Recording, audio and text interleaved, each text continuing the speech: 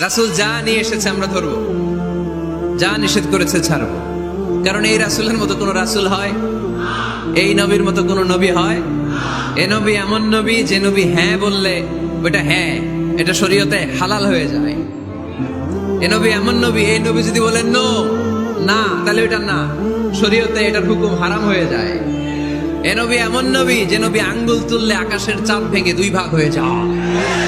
এ নবী এমন নবী যে নবী জমিন থেকে পা তুললে আল্লাহর আরশের দিকে মেরাজে চলে যায়। এজন্য এই নবী আমাদের মডেল। আমরা আর কাউরে মানতে চাই? আমরা আর কোন আদর্শের দিকে তাকাতে চাই? আমার নবীর আদর্শই আমার। নবী যা নিয়ে এসেছে সেটা, নবী যা বারণ করেছে সেটা। কথাটা কার? চিল্লায় বলতে হবে মুসলমান কার? এজন্য আমার নবীর আদর্শ, এটাই আমার আদর্শ।